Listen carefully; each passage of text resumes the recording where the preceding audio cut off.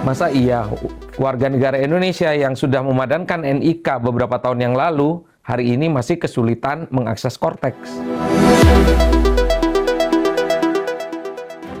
Belakangan ini kita sering mendengar keluhan dari netizen tentang akses Cortex yang dianggap tidak praktis gitu ya. Ada yang merasa ketika dia mengisi Cortex, dia harus mengisi beberapa hal, seperti status hubungan, soal suami dan istri, dan sebagainya. Mungkin hal ini sudah mulai diperbaiki oleh pemerintah saat ini. Tapi sebenarnya persoalan seperti ini tidak akan terjadi apabila sudah ada interoperabilitas sistem antar kementerian dan lembaga sedari awal. Maksudnya apa? Bahwa kementerian dan lembaga yang bekerja untuk pemerintah ini seharusnya bisa saling mengoperasikan data yang ada. Misalnya sumber utamanya adalah data kependudukan di Direktorat Jenderal Kependudukan dan Pencatatan Sipil yang kemudian bisa memberikan data tentang pasangan suami istri, data tentang pendidikan, data tentang alamat dan sebagainya, yang kemudian dipadankan misalnya dengan data dari BPJS Ketenagakerjaan tentang status mereka, apakah sebagai pegawai negeri sipil, sebagai pegawai swasta, dan lain sebagainya. Nah, dari situlah sebenarnya persoalan Cortex ini tidak perlu terjadi.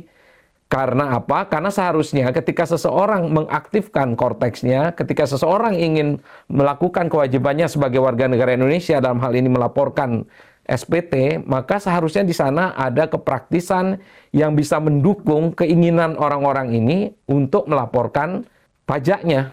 Jangan sampai karena berbagai kesulitan justru membuat warga negara menjadi enggan melaporkan SPT-nya, atau bahkan yang lebih parah lagi, enggan membayar pajak. Disinilah letak pentingnya interoperabilitas sistem antar kementerian dan lembaga. Karena dengan adanya interoperabilitas ini, maka sistem pemerintah ini bisa melakukan updating pengkinian data warga negara Indonesia itu secara real time. Contoh kasus, ketika seseorang itu belum menikah, kemudian dia mendapatkan akta perkawinan dari Dinas Dukcapil, otomatis datanya tersebut akan diupdate oleh sistem pemerintah, sehingga meskipun yang bersangkutan belum menerima akta perkawinannya, tapi ketika perkawinan terjadi, pemerintah secara real time mendapatkan status bahwa yang bersangkutan sudah menikah. NIK sekian dengan NIK sekian menikah. Begitu juga ketika seseorang lulus dari sebuah universitas misalnya.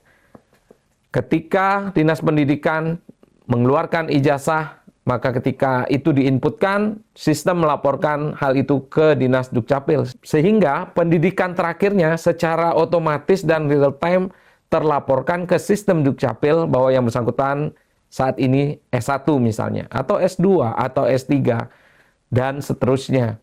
Meski yang bersangkutan belum mengupdate KK-nya secara manual.